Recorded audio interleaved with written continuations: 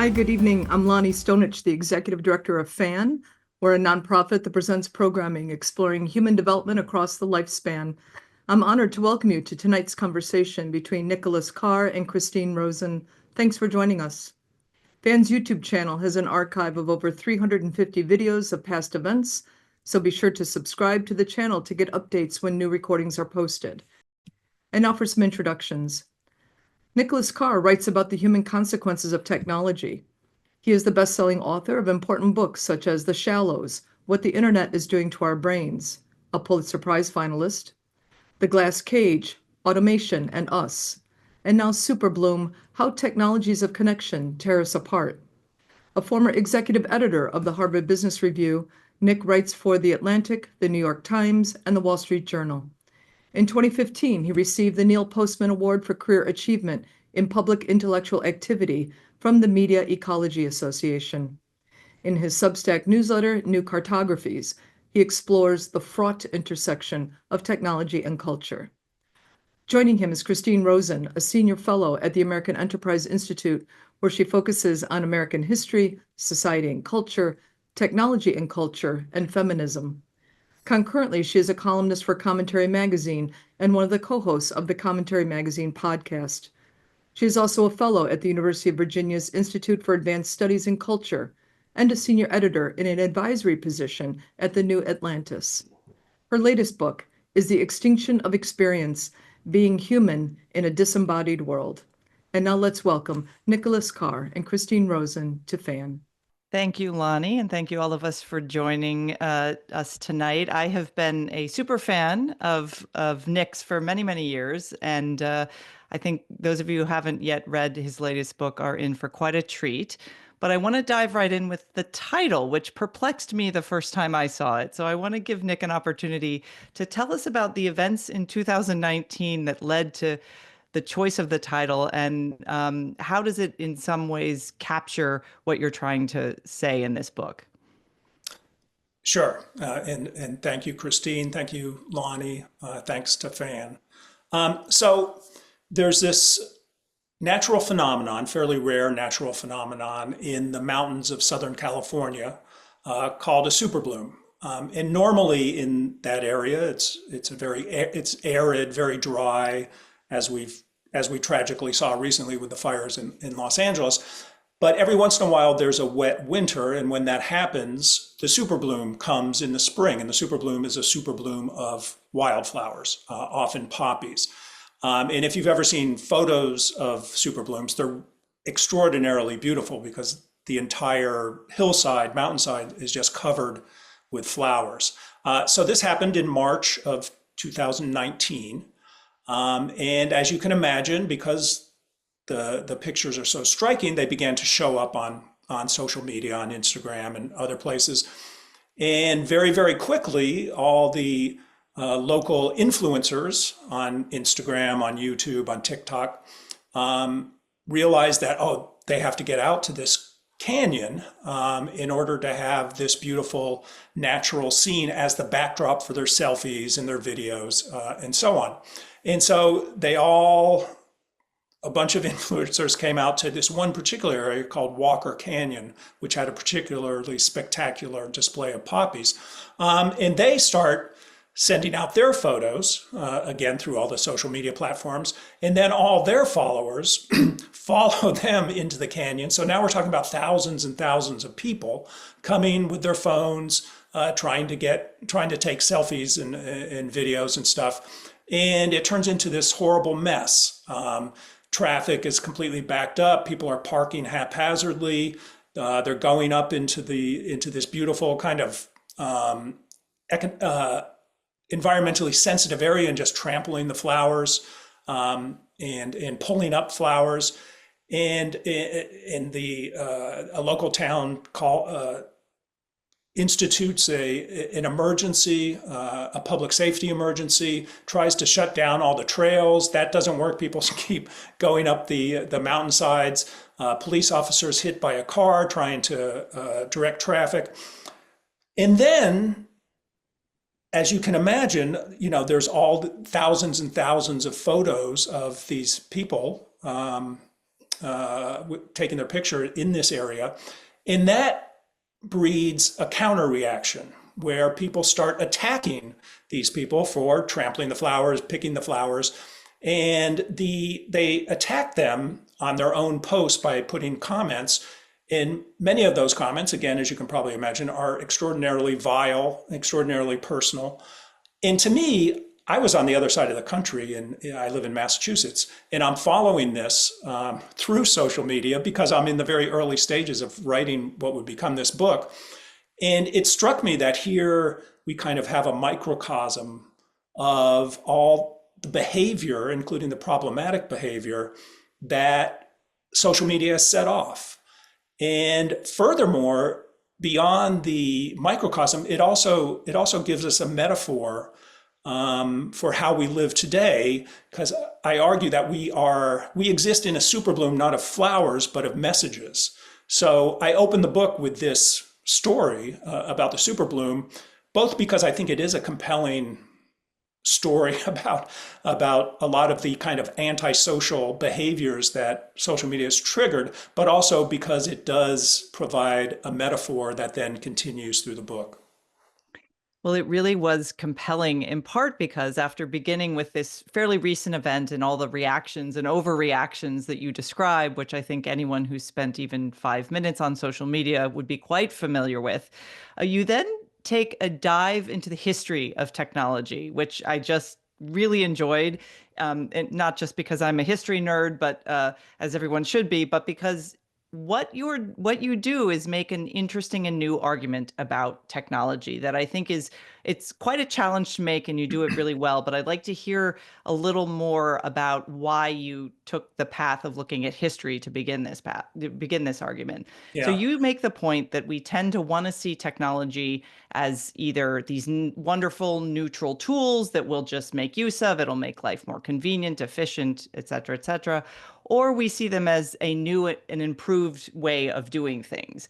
And in a sense, you say we're wrong about both of these assumptions. And when you look at things like the invention of the telegraph, radio, television, all the ways in which these older technologies came into our lives, you give us a different analysis. So if you wouldn't mind kind of giving us some overview of why you wanted to go so far back in history, because most people who argue about social media go maybe 10 years ago and start there. Why did you want to look to history to really lay the groundwork for this argument about whether or not technology can be neutral? Yeah, so I mean, in almost all of my books, there's a view of history and how what we're seeing today fits in with that.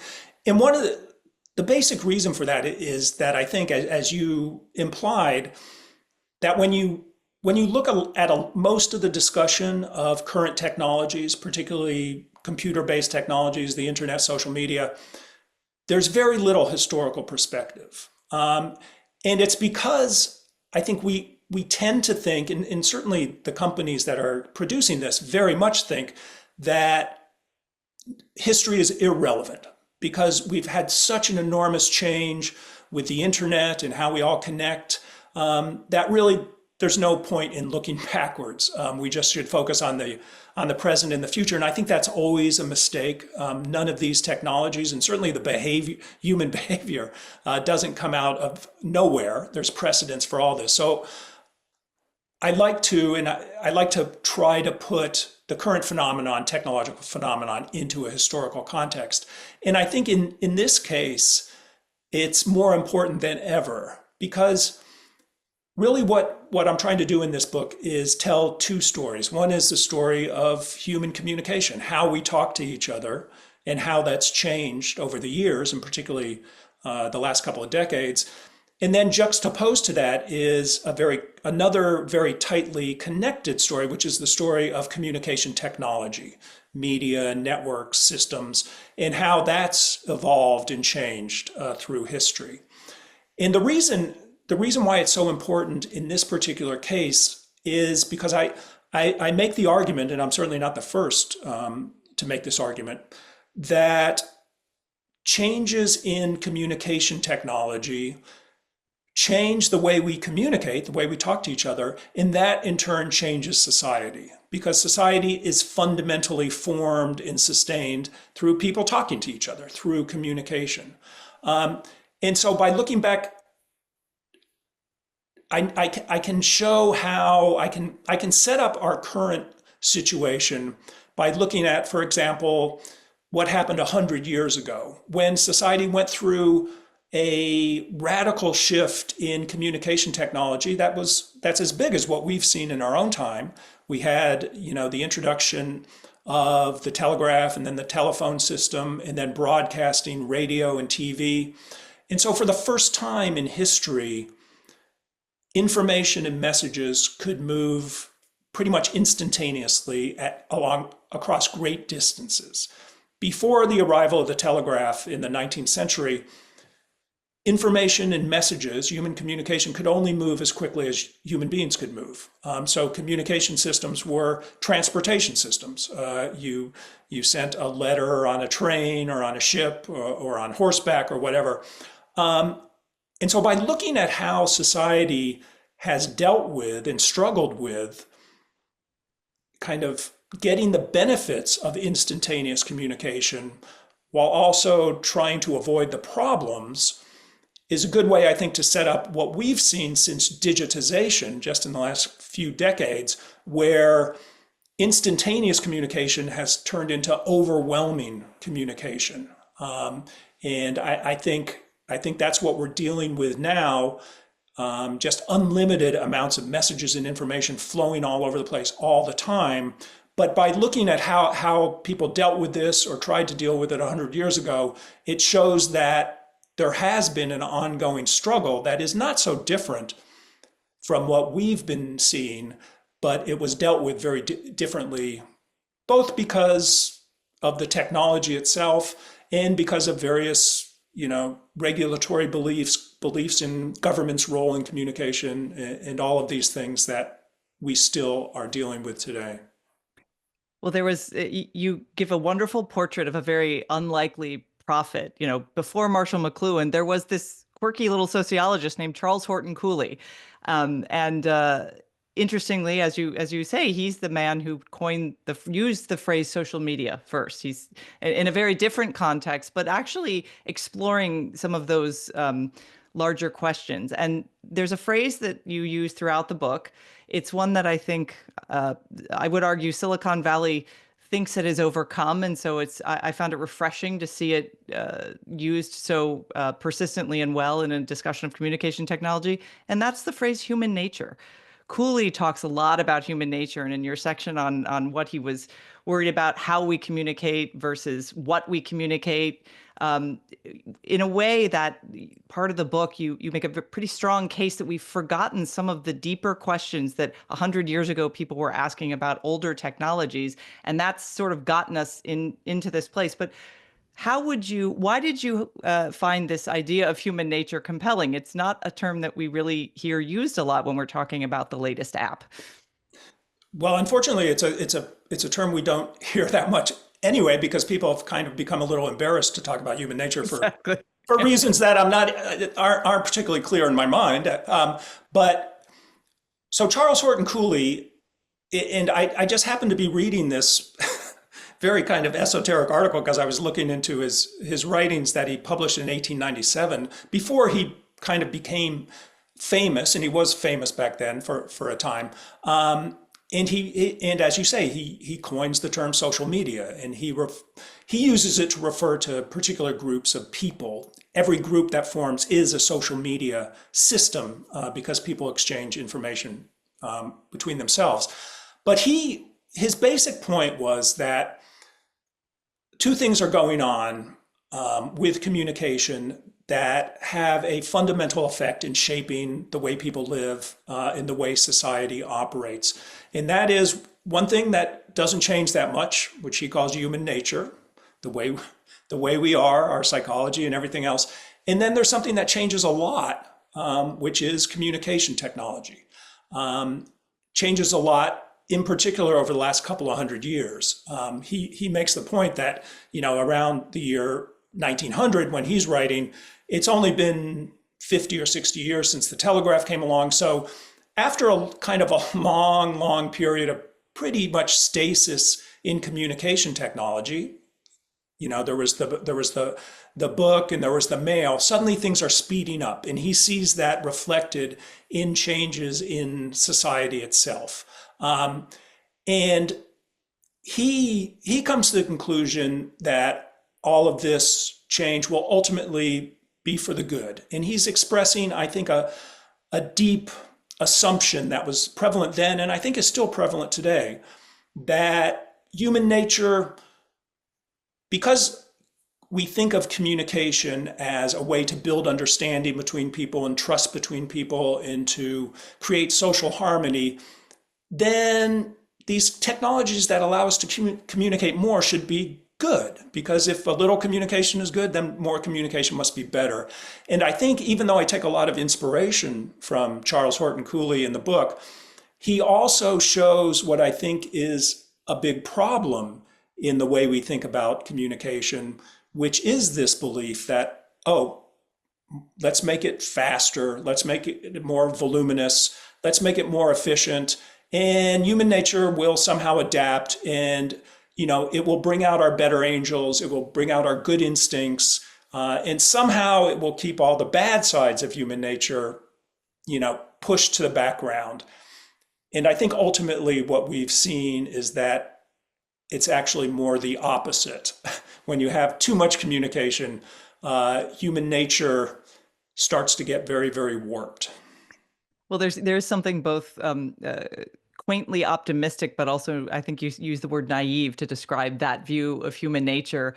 And it led me to, you have this great sentence in the book where you say, every communication medium is political, a conduit of power as much as thought. And that really stuck with me in your discussions of one of the most well-known platforms, Facebook, which kind of started a lot of our conversations about how our communication media, when they switch from what you call one to many, television to an audience, from one to many to many to many, and how that created new habits, new ways of interacting, new problems, new aspects of human nature that are encouraged versus not. And so I'm wondering, though, when you think about, you write about how Facebook really sold well to the public this idea that the real problem isn't us. It's that everything's so difficult for us to do when we try to communicate. There's friction, there's, time delays. And you have wonderful passages quoting from Zuckerberg himself, where he talks endlessly and every, frictionless, seamless contact, instantaneous. This is all, again, very optimistic view in a sense, like Cooley's. But I think the point you make in that, and it does speak to this issue of power, is what happens to us as human beings when our communication becomes what you call content. Why is that distinction important? Yeah, so I think this is one of the biggest changes that we've seen with the rise of social media. That if you look back to communication systems before the internet, they took two forms. One was what's called telecommunications, which is the telephone network, and earlier the telegraph network, which is a one-to-one system. You're talking to one other person usually, or you're sending a message to one other person.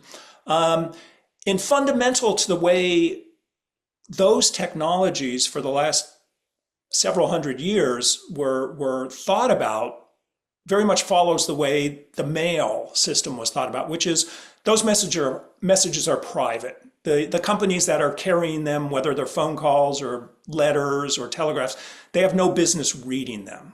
So that was one side of it. And then you had the one to many, which you talked about, which is broadcasting, radio, and television.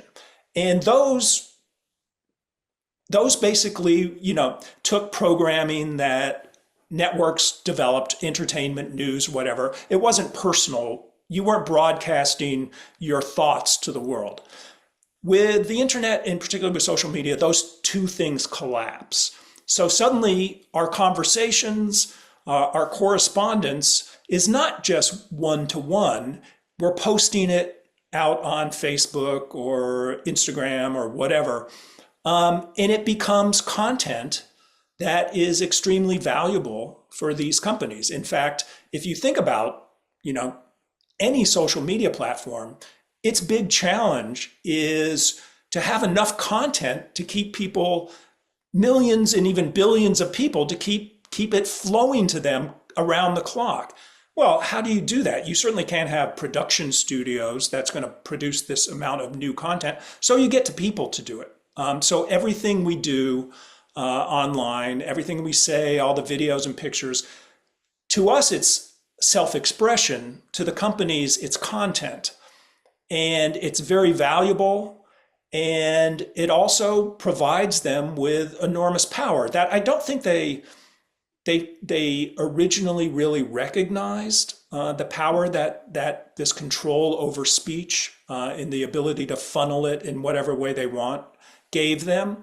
But I think particularly in recent times, when we've seen, the politicization of a lot of these platforms, it becomes very, very clear that power is being wielded in many different ways, both chaotically and purposefully. And it's this transformation of human self-expression into content that I think is really in some ways underlies a lot of the struggles we've had, because often the incentives and the motivations of the companies that see it as content are very different from our own motivations in just wanting to, put a picture out there or make a comment on somebody's post. And it is, I think you show very well, particularly in the case of Facebook, how some of their design choices along the way, particularly the Facebook, the news feed, some of the like buttons, and then later with Twitter, the retweeting, that the design and the architecture actually did two things at once.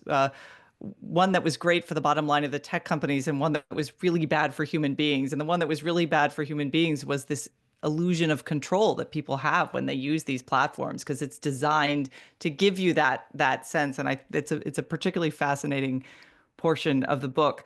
However, part 2 of the book you title "The Tragedy of Communication," and I wanted to ask, why did you choose the word tragedy? That's a big word for what we're describing. What do you see as a tragedy in this story of communication? Well, I think the reason it's a tragedy is because we have this deep and very hopeful sense of human communication and how it's a force for good. And we've talked about this a little already, but over and over again, when you see a new communication technology come around, people really genuinely think this is going to solve problems, all sorts of complex problems, because if we can just talk to each other, we'll understand each other and we'll figure out solutions. And so to me, that there's kind of a poignancy here that we have this idealized view of communication, which is also in some ways an idealized view of human nature. Because what we do when we communicate is express ourselves. And what I'm arguing is that the tragedy is that the effects of communication are actually exactly the opposite. When you speed up the volume in the flow of information and messages beyond a certain point, a reversal takes place. And so rather than more communication breeding understanding, it breeds misunderstanding. Rather than it breeding trust, it breeds mistrust. And rather than bringing greater social harmony, it brings greater strife. And the reason for that, I think, is that the human psyche is simply unequipped to deal with this much information, this quantity of messages from many, many different people. And so we begin to see this kind of antisocial reactions that come from having to deal with so many messages, so much information, having to deal with it very quickly in order to stay up with the flow of it. And people become, and I think this is this is clear from psychological studies of what happens when people feel overwhelmed, and certainly overwhelmed in a social situation. They begin to exhibit anxiety and fear, and they begin to react in a kind of sometimes a quite aggressive way to others. And so we had this idealized view of human nature that said more communication is going to bring out the best in us. And the tragedy is it's what we're seeing is it's exactly the opposite. And it really, you can't talk about the problems of social media. This is one thing I try to stress purely in terms of the technology. You have to start by looking at flaws within all of us. Well, this is you have a great you cite McLuhan, who talks about how when a new thing comes along, people tend to adopt it but apply it to the old way of doing things. So you have a great section on, I loved the section about email, how we all thought of email as just this new and wonderful way of writing these letters. I used to do that with email, and I was sort of nostalgic reading it. I'm like, oh, that was me. That was an entire generation that was just dazzled by the way we could communicate in this new way. But as you say, it does bring changes in behavior. And I think the most tragic section of the book I found was the discussion of democracy, because so many of the hopes that people placed on the openness of the internet, the way we could communicate with the global village, stemmed from this assumption that you could just take this human thing like the public square and put it online, and it would not only be the same, it would be great, it would be better. Why were we so wrong? Yeah, and this is I think the fundamental story people were telling themselves in from the early days of what was called Web 2.0 or the social web, from like 2000 to 2008 or something. There was this sense, and again a very idealistic sense, that the internet was going to get rid of all the gatekeepers that were holding back democracy. Oh, the people don't get to express themselves directly about political issues.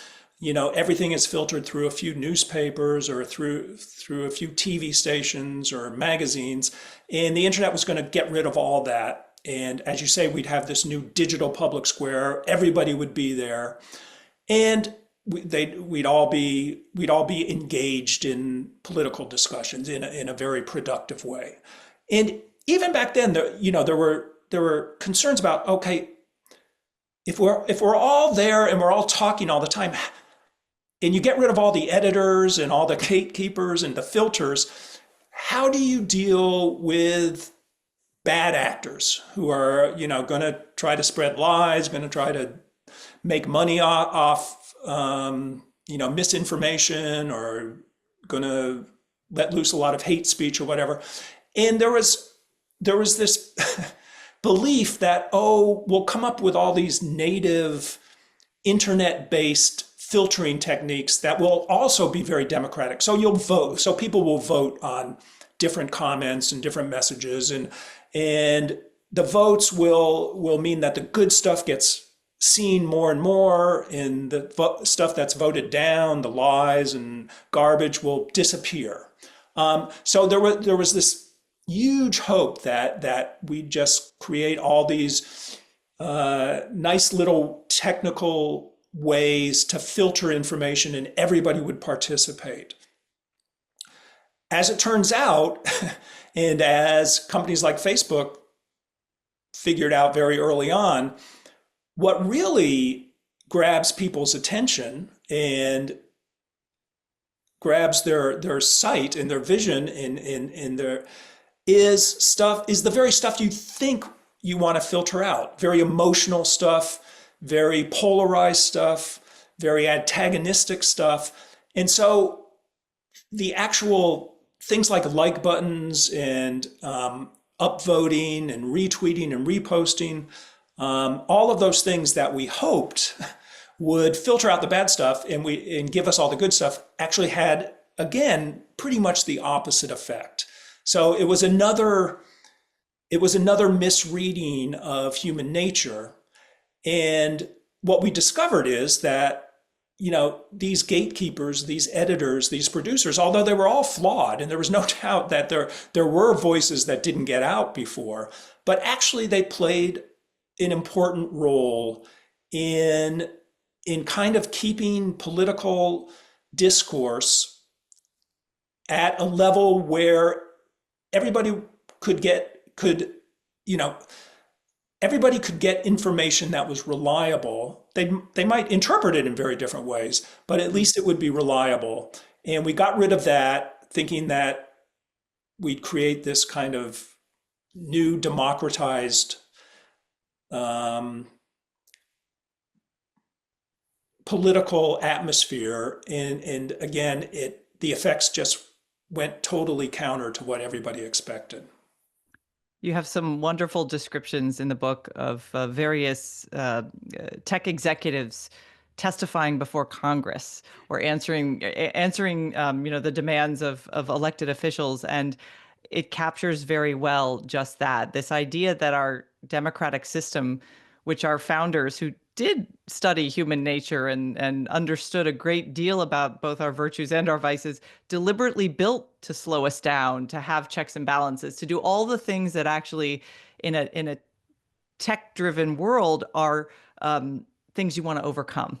And so there is that I think is one of the more fascinating things, because you lay out the history of how often inadvertently these design choices have led to this chaos, but instead of reverse engineering or saying, oops, we got this wrong, let's shift our focus, they're just barreling on ahead in a way that can be quite disastrous. Now, I do want to play devil's advocate for all of those people who will say, well, this is just a generational issue. This is just older people who didn't grow up with this stuff are not adapting to it as quickly. It's coming at them too fast, and they're complaining about the old ways of doing things were better. Anyone who writes tech criticism, as you have done in many books, have heard this argument. It's a frustrating argument. And I think one of the things you do when you talk about younger generations' ways of communicating is really fascinating, because you're not doing that. You're describing what they like about the technology of, for example, texting versus emailing, and why it's so appealing to them. But then you also point out, there's a great quote which I want to read. This was a college student in 2021 who was asked about their communication preferences, and this college student said, "Every time I get an email, it is like getting stabbed." So their experience of even fairly recent new forms of communication just seem completely out of date. And this made me wonder, these habits that we form based on the way we use these tools. And as you say, especially for the young, they're using them constantly throughout the day. It's ever present for them. What does this do in terms of how it shapes the way they think? So how are our styles of communication? Do they actually change us in fundamental ways? Because I think techno-optimists would argue, no, we just adapt. But you're making a different argument, was the sense I got. Yeah, I mean, I think we do adapt, but often adaptation is used as a positive. Yes. Oh, if you adapt, it must be fine. Well, you can adapt in ways that leave you a more shallow thinker. So adaptation is the neutral process, and you have to look at how people adapt. But I basically reject the generational arguments about the technology. There's no doubt that younger people have a different experience with the technology because they've grown up with it, they're immersed in it, their social lives have revolved around it from the start, whereas older people, went through a period where they didn't have the technology. So, but the effects, I think, are very, very similar. And so, in one of the most interesting, I think, areas is the whole question of, first, how we express ourselves, how we write and read, and then what that says about how we're thinking. And we've talked a little bit about this, but if you look at how personal correspondence has changed radically, I think you see two things. One is an example of human ingenuity in adapting expression in the way we talk to a new technology, but also some very troubling aspects of it. So, as you mentioned, and as I talk about when email came along and people started sending email in the late 80s or the 90s, whenever it was, they did start that, it's an email system. So it's just faster mail. So you'd write long emails that read like letters, dear so and so, sincerely, But as the intensity of email increased, suddenly you're getting email messages like every few seconds. You don't have time to do that anymore. So the technology is speeding up the flow of messages, and that means you start to read them, skim them instead of reading them, scan them, and everybody else is doing that. So there's no real reason to sit down and write well-formed paragraphs and a 300-word letter. So everything starts getting shorter. You strip out all the courtesies. You try to get to the point, and so email changes in that way. And then you have kids in the late 90s with instant messaging, and then with texting on their cell phones. They say, "Oh, email's too long, it's too well composed, and we have to invent a much faster way to communicate." And so they create what's been called text speak, where now, punctuation doesn't really matter. You can compress words into initialisms. You can throw in lots of emoji and lots and lots of exclamation marks. You don't have to proofread because, people will figure it out. And that way of communicating, which was once, what teenagers did, and as I say, it was very ingenious. They created this new language from scratch. That has now moved into everybody's way of speaking. So more and more, whether you're an adult, whether you're a politician, whether you're the president of the United States, you're communicating in text speak. And on the one hand, it means that, if you look at recent texts you've composed or received, they're sloppy, they're messy. There's some fundamental degradation of respect for the person who's receiving your message.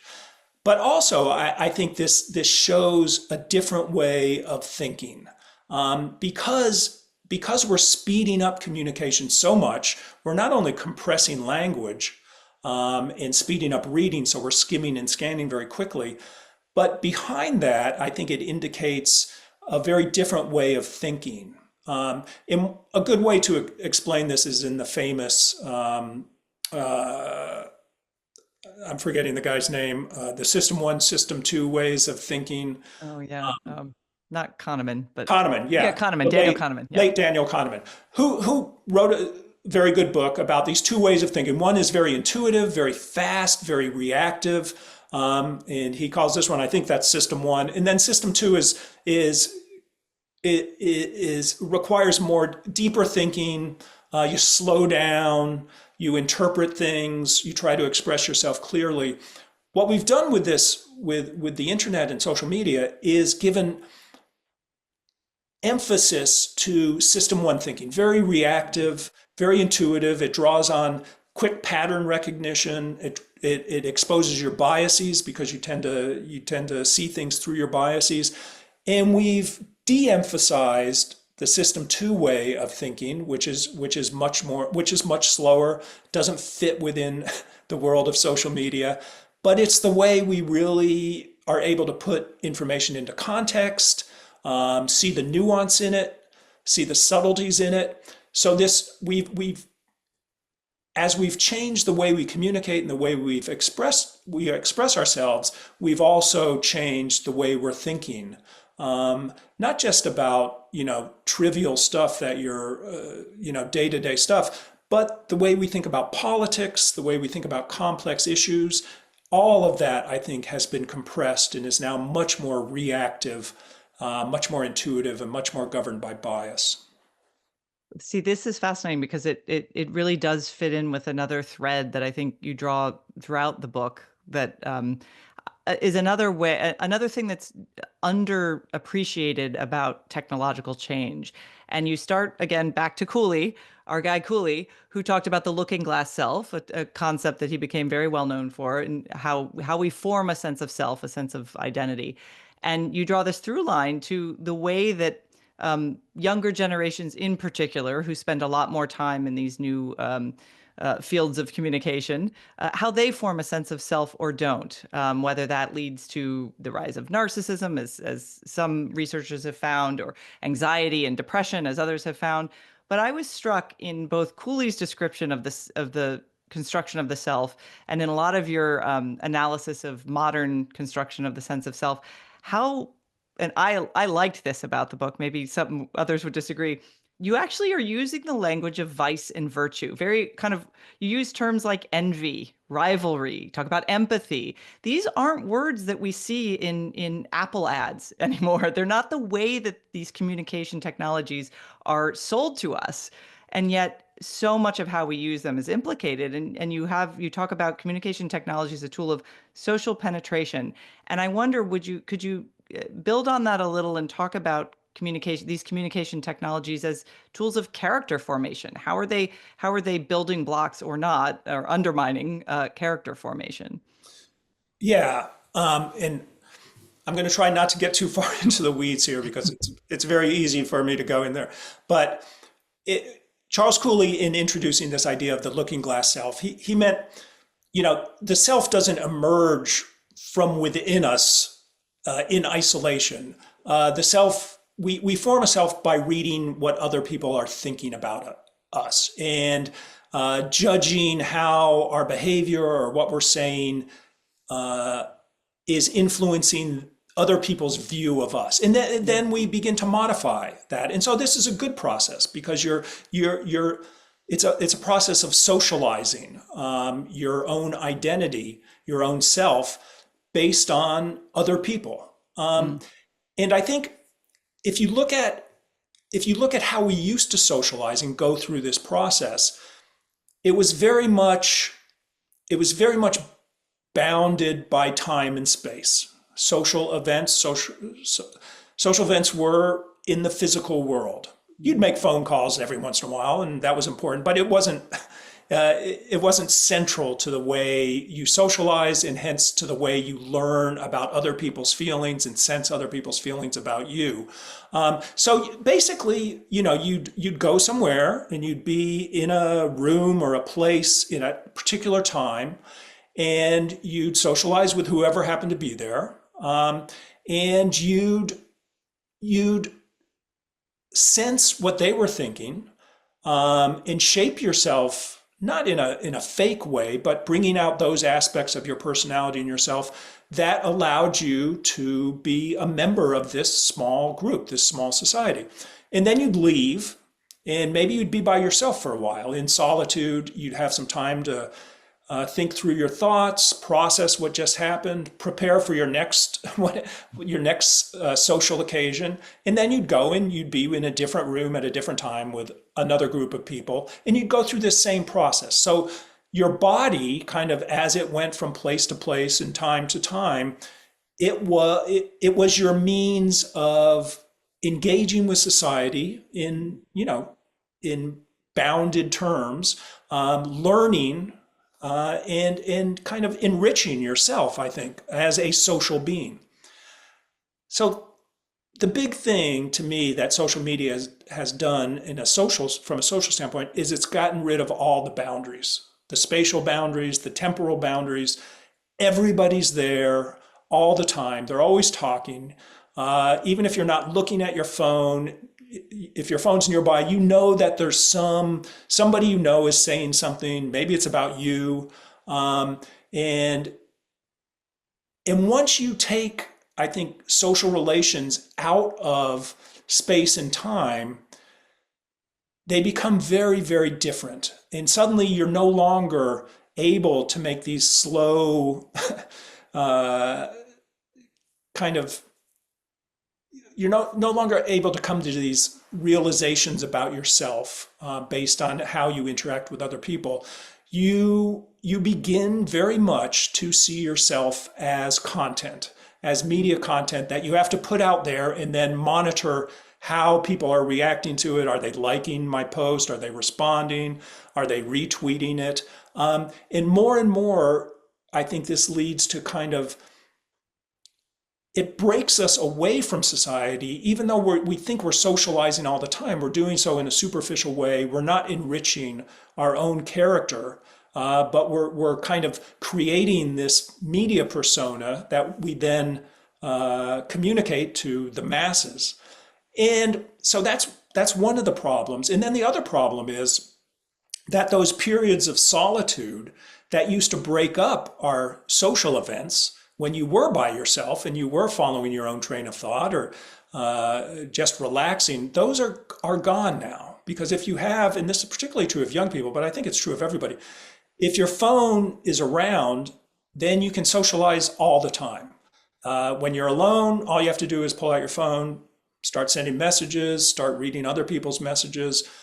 So these periods of solitude and kind of being alone in a private setting with just your thoughts, when you get rid of those as well, then I think that also steals from us an ability to synthesize who we are, and to create a rich self that is also a self that's tempered by society. So I think I got a little into the weeds, but that's kind of No. That's actually, this is fascinating, because I think it speaks to some of the conclusions you come to, which again are quite unique in tech criticism these days. We have lots of books, which you list a lot of them, that criticize the tech companies, and there's plenty of criticism in your own book of some of the vices of these tech companies and what they're doing to us rather than for us, and those are all well and good. You talk a bit about, efforts to regulate platforms and whatnot, both in the United States and in Europe, and the things that might work in terms of more transparency about the architecture and design choices and things that won't work. But what fascinated me is that ultimately, whenever you write a book about tech, everyone's like, well, what's the solution to the problem? And your conclusion, of course, warmed my heart, because I agree with it. But it's also, I think, true. And that's that the problem is us. We have only ourselves to blame. And there's this whole aspect of our confrontation with these new communication technologies that we all want to deny that reality, because that would then force us to think through all of these things that you've laid out this evening, that are challenging our ability to get along, our ability to communicate in healthy ways, our ability to just be part of a flourishing democracy versus one where we're always at each other's throats.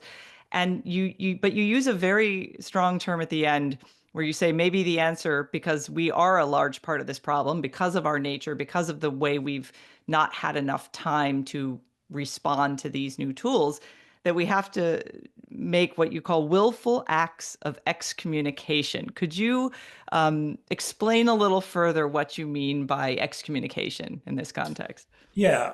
So, just to back up and reiterate what you said, there's we're aware of the problems, the various social problems that the technology, in particular social media, seems to be causing. But our tendency is to say, oh, it's the bad tech companies and their algorithms are manipulating us and exploiting us. And yeah, there's definitely that going on. But the reason these algorithms are so successful is because they're reading our desires and feeding our desires. So ultimately, they're giving us what we want. And it's too simple simply to blame the technologies. We have to look at the choices we make and why we desire to live this way. And once we do that, I think you begin to, it's only by doing that that you get to the core of the problem, which lies in human nature. And only then can you begin to, I think, make better choices. Not get rid of the technology altogether, but realize that, it's a good tool for some things. It's not a good tool for everything. And maybe it's not a good tool for a lot of human communication. Maybe efficiency and speed are not the keys to good, thorough, deep, meaningful communication. And so I use the term excommunication on the one level to kind of suggest that we've come to, for many of us, technology has become kind of a religion that we join and we have deep belief in, and we give ourselves to too easily, I think. And so I'm arguing that you know, we need to get over some of these idealistic views, idealistic self-defeating views of technology, and also come to the realization that communicating less, backing away from communication, may actually lead us to better communication. And so fundamentally question this idea that more communication is better. And if we do that, I think that that gives us a basis for really questioning the technology and questioning what role it should have in our lives, and in particular in our social lives. So this is great. I think we have, that means we have some articles of faith that we need to sort of start knocking down. It is, I like the idea of tech as a kind of secular religion. I think many of the designers and businessmen who head these companies out in Silicon Valley in particular have that image of themselves, very godlike. You mentioned a few of them in the book. The one that I'd like to end on and get your thoughts about is one that's really been bothering a lot of people recently, because it speaks to another thing you cover in the book, which is how we understand our day-to-day reality. Because we spend so much time communicating in these new ways with these tools designed to bring out certain aspects of our natures rather than others. And you talk about Marc Andreessen, a venture capitalist, Silicon Valley, also a technologist who, some of the earliest platforms on the internet. He was part of designing, building, and he talks about this thing called reality privilege. Can you tell us a little bit about what he means by reality privilege and what you think of that idea? Yeah. So in an interview a couple of years ago, Marc Andreessen, who's kind of one of the big thinkers in Silicon Valley, he made an argument that we've spent a lot of time trying to figure out how to make the world more equal. And by equal, he meant that more and more people would be able to enjoy what wealthy people can enjoy now. And he calls the wealthy people reality privileged, because they get, and he, I wish I could remember the exact language because it's kind of outrageous, but they get all the, they get all the good experiences and the good vacations and good houses and the good sex even, and he goes on and on. And then there's the reality underprivileged who simply will never have the means to experience that kind of privilege. And so he says, well, maybe we've been going about this wrong, and maybe we shouldn't try in the physical world, the real world, to spread the wealth to more and more people, spread these kind of joys of living to more and more people. But we should create a virtual world, which we can do now. And all the masses, everybody below this very small tier of very wealthy Silicon Valley billionaires and oligarchs, all the masses, we can create this virtual world, this virtual reality that they'll be able to enjoy a kind of illusion of all the stuff we can enjoy. And we'll be able to do it because it's cheap and stuff. And so he has this very, to me, very demented view of how in the future, most people will live in a virtual reality where they get this illusion of having a good life.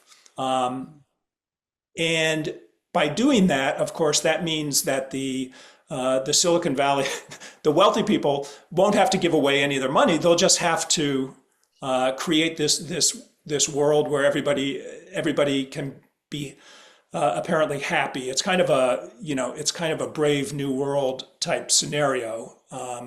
But to me, I do think it expresses what a lot of the leaders of big tech companies, what they actually believe and what they like to bring into being.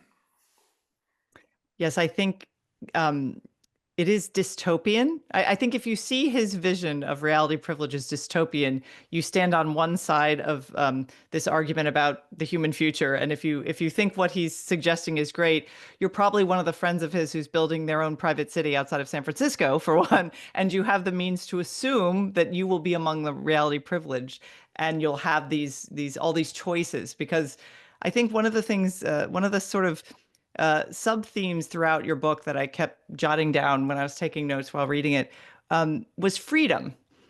Because one of the things sold to us about a lot of these communication tools from the very beginning was that it opens up freedom, more choice, more of everything. And as you say, we've realized only in hindsight that more of communication isn't necessarily good for us.